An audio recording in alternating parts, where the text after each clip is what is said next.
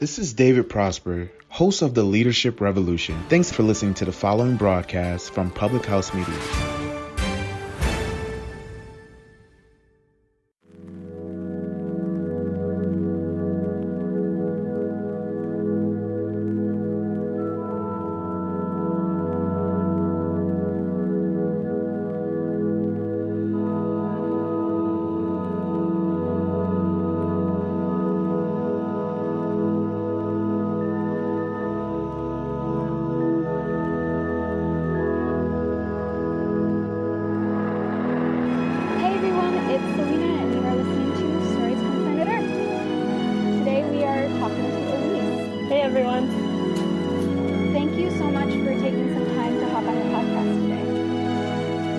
Thanks for having me. Yeah, so I always start off asking where my guests are from and where they're currently based. I spent most of my childhood in Colorado Springs and Fountain, where you and I met.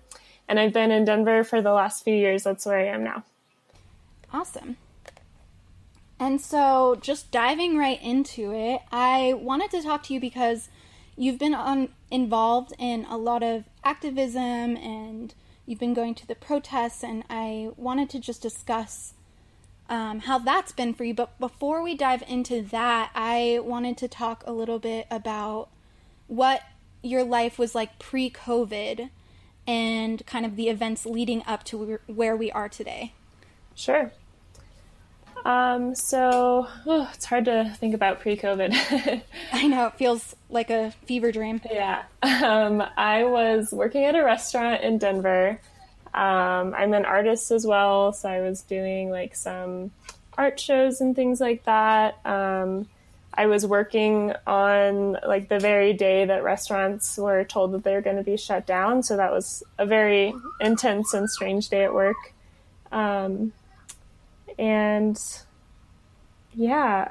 Just over the last few months of being unemployed, just up until the other day, I finally got a job. I've just been doing a lot of activism work with DSA and some other organizations. Do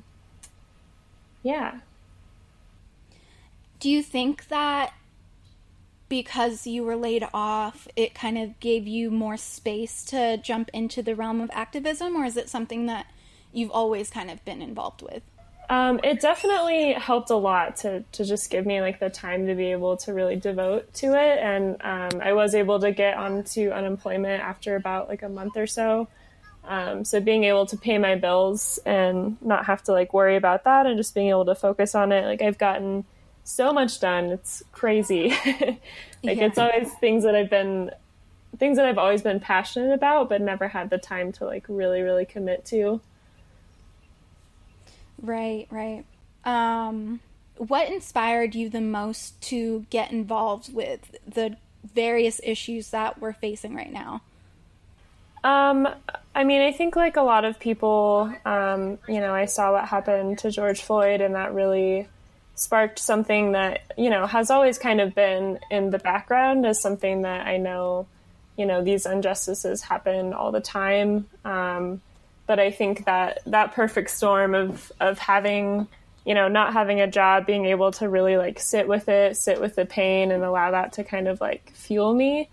And then, it's just kind of, while it is still like centered around that, I think the movement has really grown because people are seeing how much like capitalism is really kind of like the root of so many of our problems right now. And just kind of like how so many things go back to that, and that's like really what a lot of us are fighting against, I think. Right, yeah, and I think this time really highlights how interconnected every issue we're facing is, I think.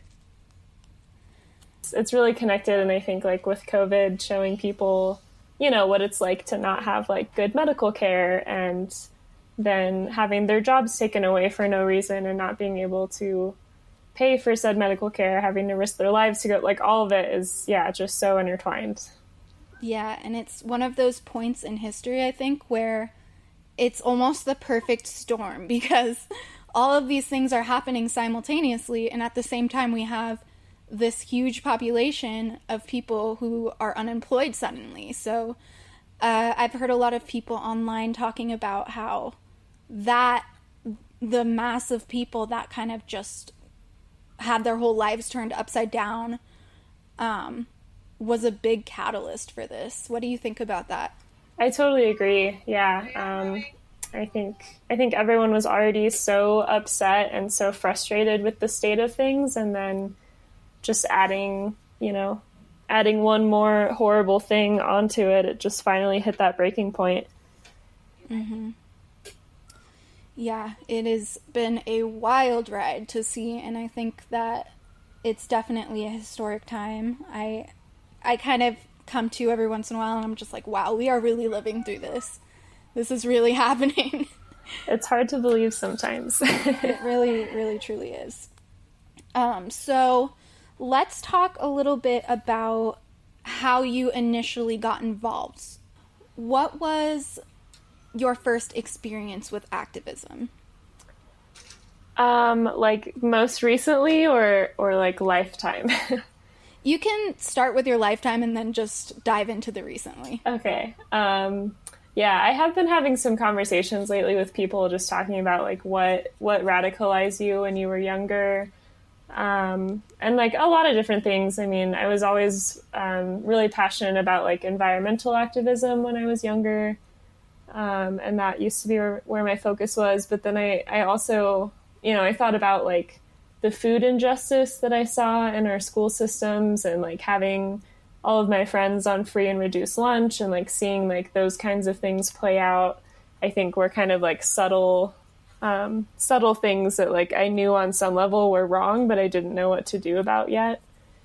So just a lot of that, like building over time, witnessing a lot of things from my friends being oppressed, and like my own experiences with some of that stuff. And then more recently, I got involved with the Denver chapter of the Democratic Socialists of America, the DSA, back in April, I want to say. After being laid off from my restaurant job in Denver, I had kind of been talking with some coworkers, and we were trying to figure out, how to navigate all of that. And most of us didn't have jobs, but we knew like at some point they might ask us to go back to work. And if that's the case, like how do we advocate for our safety?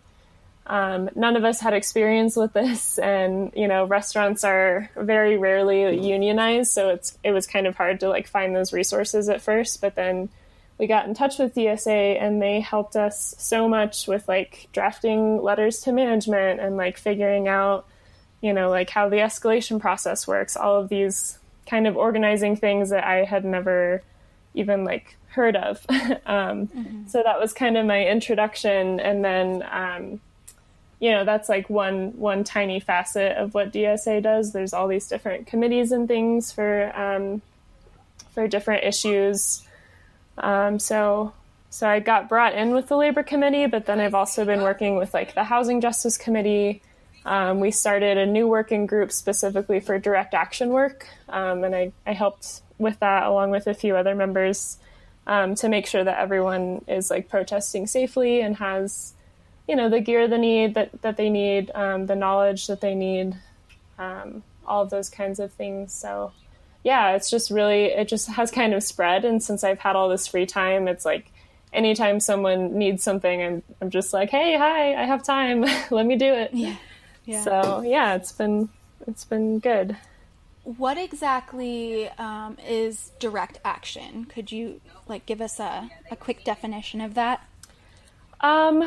Yeah, it's kind of just it's sort of hard to define to me because it's so broad. Like it can be protesting is what a lot of people think of, but also to use another example, like we do jail support here, like that's a direct action. Going and like doing eviction defense for tenants to like help, prevent them from being kicked out, making calls to senators, congresspeople, just anything where you are, taking that time to act in some way for whatever cause, I guess.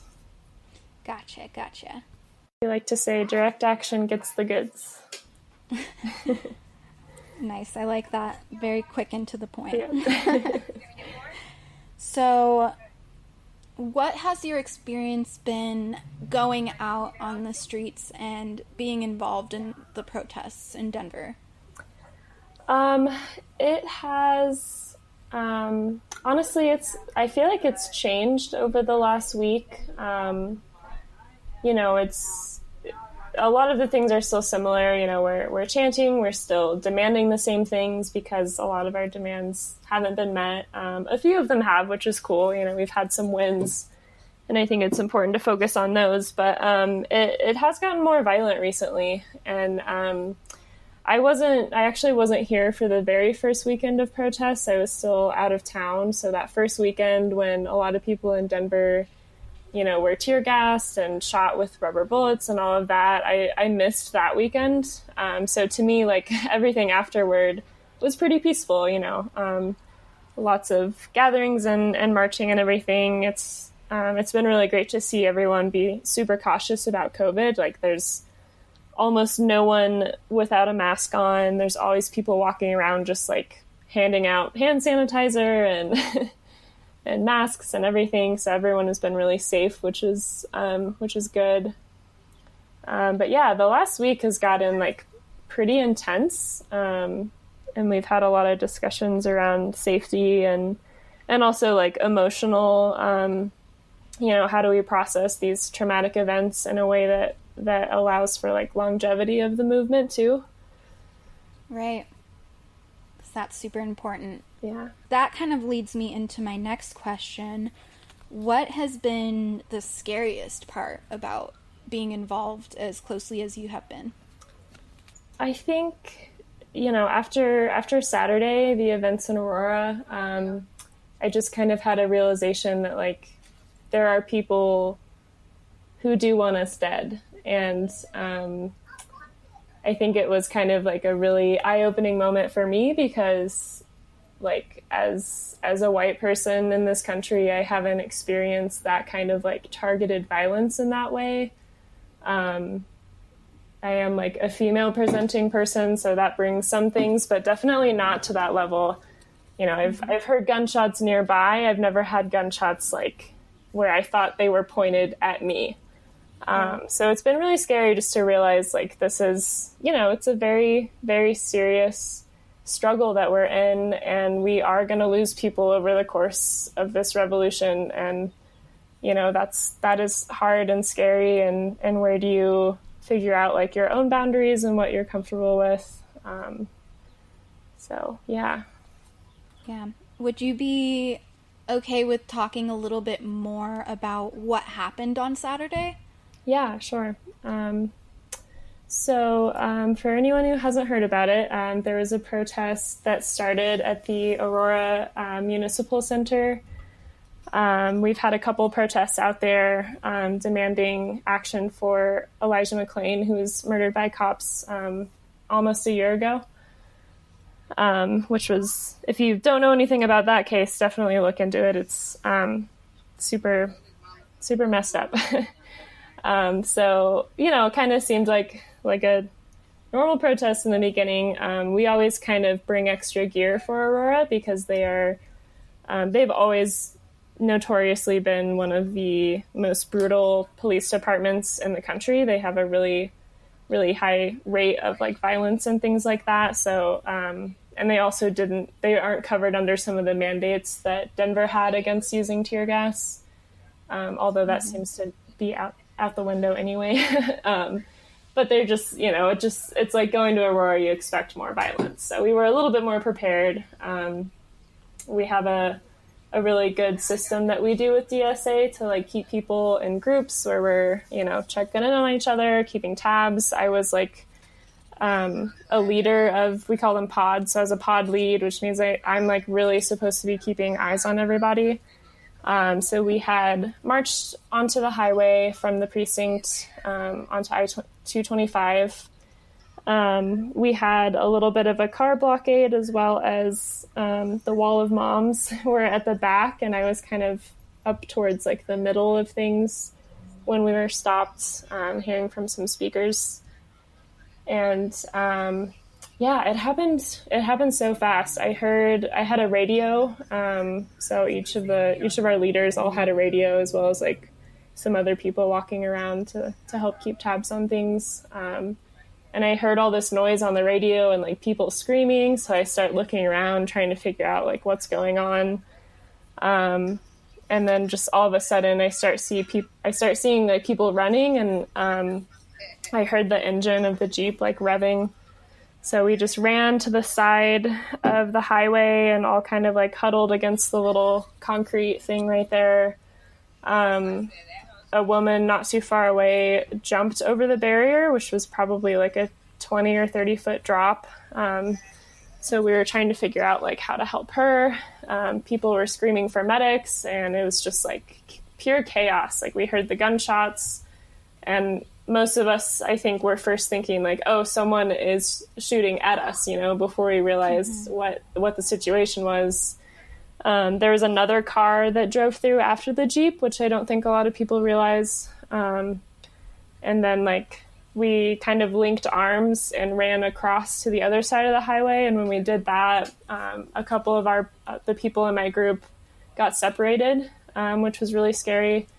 So one of them linked back up with us, but then we were still missing one person and just trying to figure out, do we stop? Do we keep going? We decided to keep moving and just try to meet up with her later, just for like group safety, which was a really, really hard decision to make. And we ended up finding her, and it was fine, and none of our people were injured. But yeah, that was all super scary. The march kind of gathered back up after a few minutes. And they kind of announced what happened, which was, a very intense moment. We marched back to the precinct, and we were all, like I put on my mask and goggles as we were marching back, because I was like, they're going to be waiting for us, ready to, ready to pounce, whatever. And it was, I don't know, I've just never had an experience like that, like feeling so trapped, being up there on the highway with like nowhere to go and all of this danger and chaos and terror from the people around me. It was very intense. And we ended up not staying very long.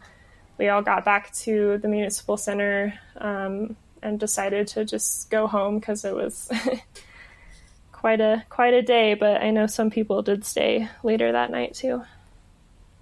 Yeah, wow, that is just insanity. It's just like really, really scary. I couldn't believe that happened right, just an hour south of me. Yeah. And I can't imagine how scary that must have been being there. Yeah, it's still hard to believe it. I think the videos too, just like, they really don't capture what it felt like on the ground, it's right. And I don't think it got the beginning of that whole exchange either. Right. At least the videos I've seen, you can't really see whenever the Jeep starts to accelerate and, the truck getting in the way of the Jeep. Mm-hmm. It was just like very real in that moment to see something like that happen to people that and in a place that you're familiar with. Because you always hear stories like that, but to actually see it and to know people that were there, that's just, it makes it a lot more real.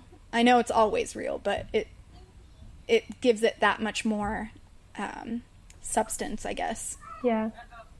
I am happy that you're safe. I'm happy that, for the most part, everybody was able to make it out of there. But yeah, thanks for sharing that a little bit. Yeah, of course. And I mean, I'll say too, that truck absolutely saved lives.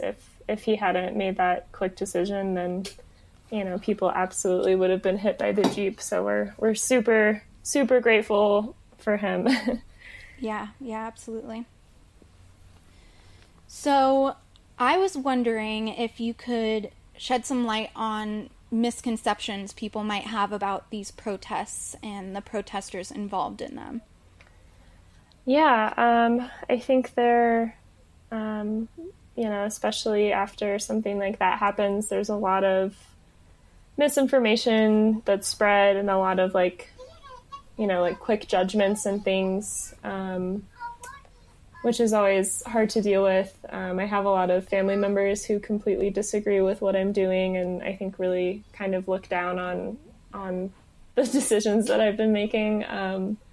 But we're fighting for what we believe in, and to us, it's just like valuing human life at the end of the day, and like having compassion for other people, seeing other people as our equals, and truly believing that they are just as deserving of, dignity and respect, as well as like basic needs. Like I believe that everyone should have housing and healthcare and all of these things. And, it's just crazy to me that people are debating if Black Lives Matter. Like what, to me, it's just like, how do you even have any ill feelings about protesters right now? Like we're just trying to show, the violence that has happened against Black, Indigenous, and other people of color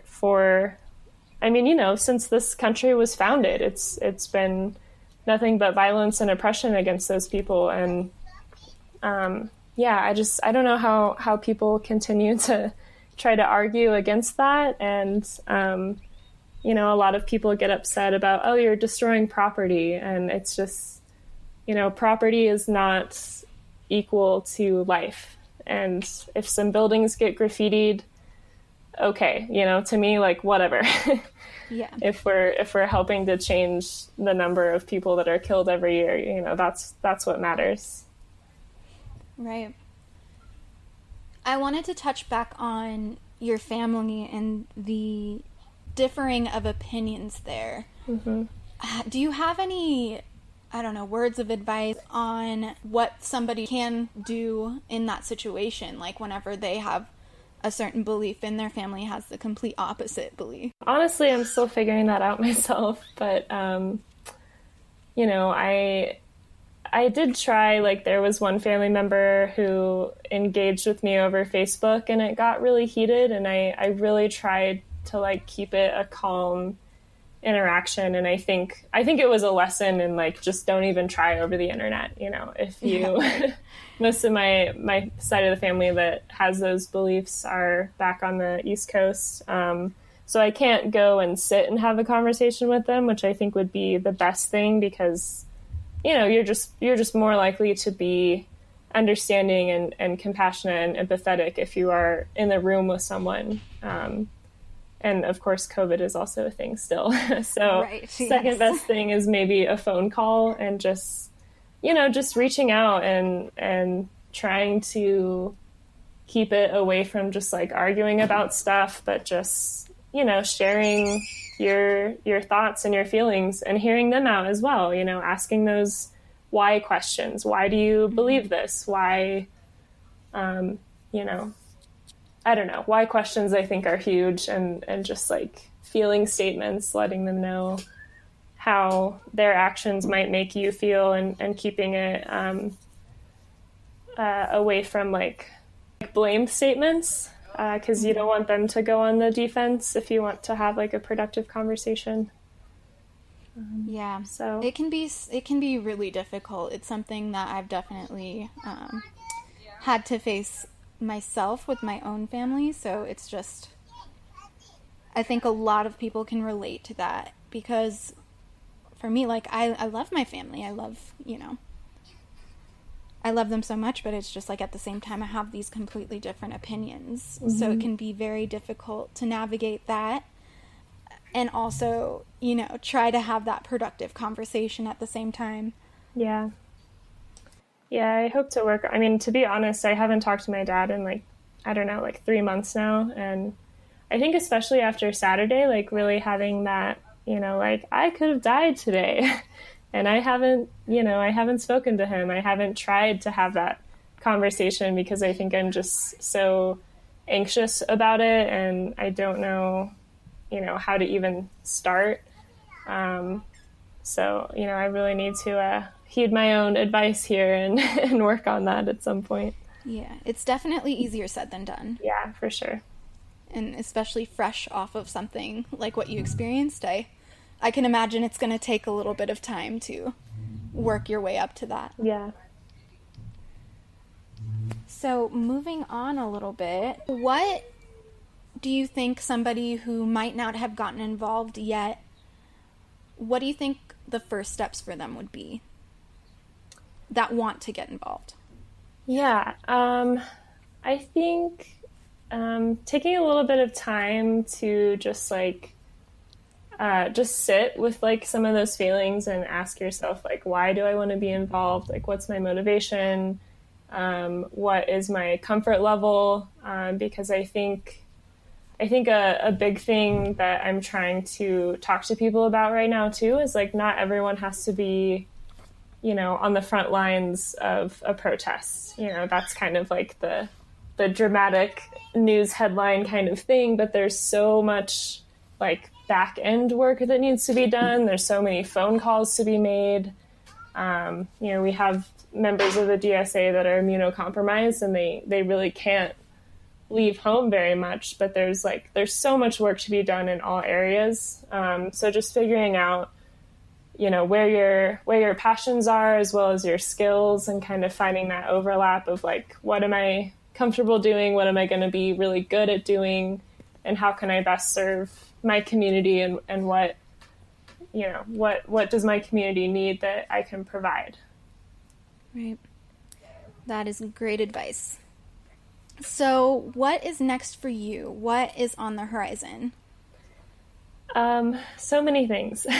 I do start work next week, which I am very grateful to have a job, but also a little bit terrified to be jumping back into 40 hours a week, because I have like a million organizing things to do on my to-do list. So I don't know. We had a little run-in yesterday with state troopers coming in and sweeping the camp that was in front of the Capitol, which was a whole other traumatic, difficult day.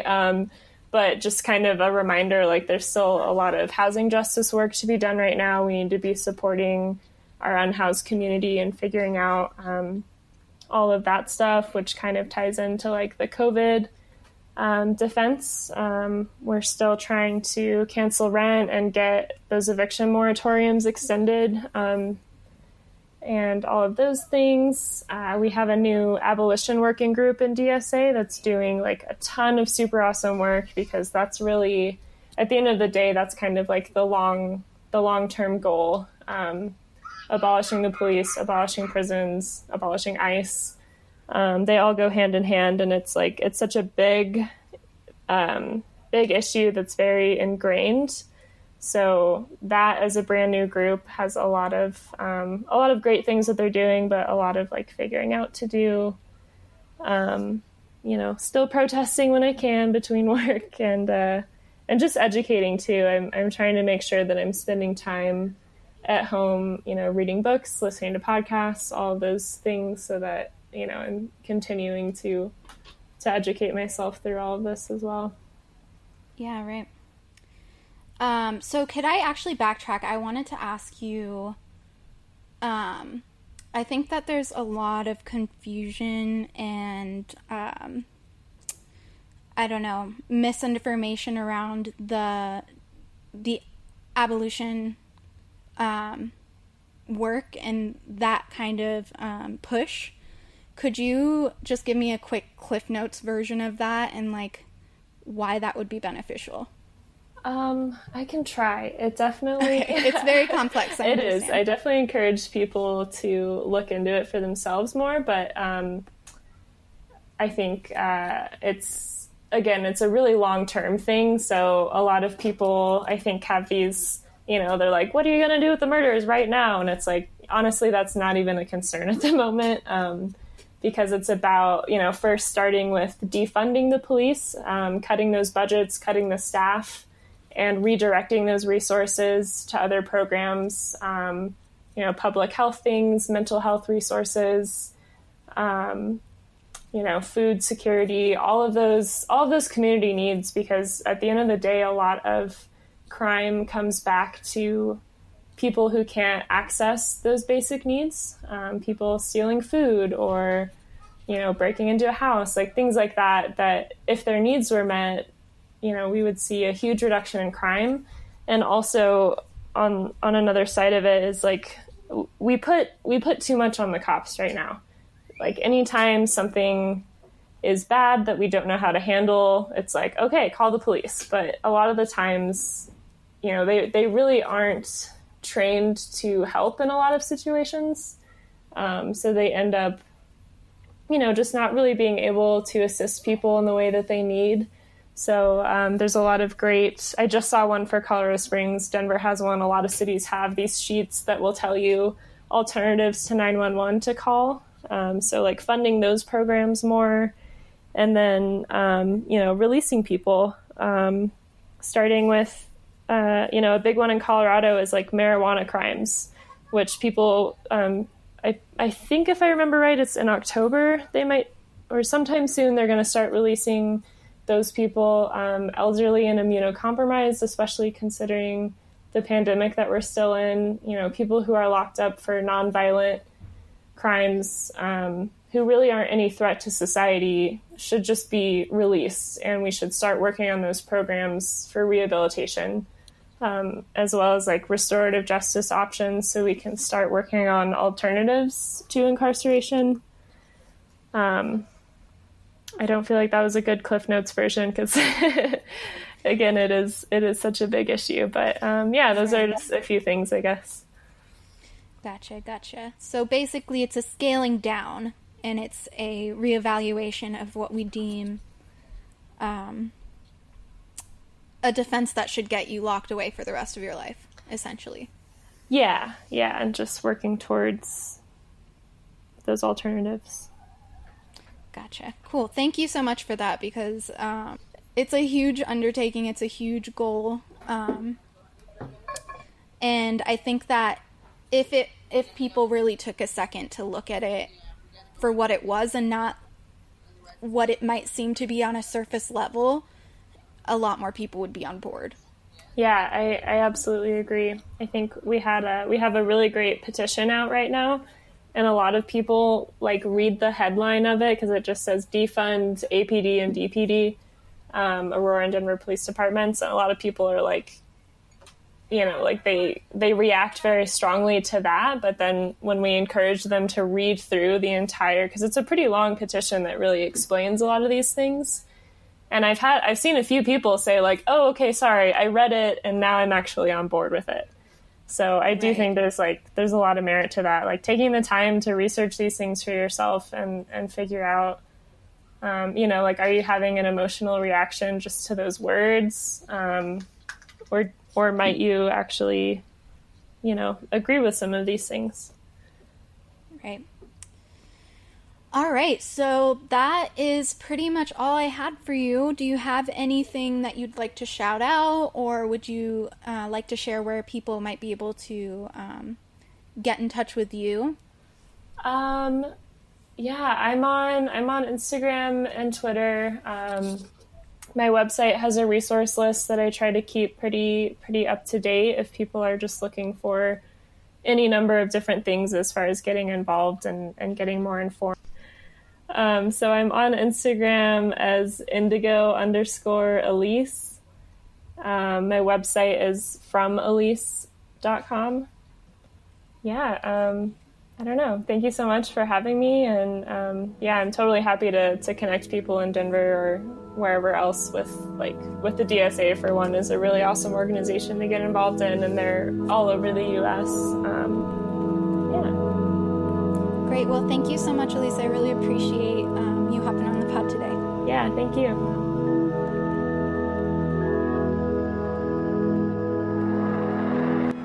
Thank you so much for listening to another episode of Stories from Planet Earth. If you have some time, leave us a review, and be sure to subscribe anywhere you listen to podcasts. Find us on Instagram at SFPE Podcasts. I'll talk to you next week.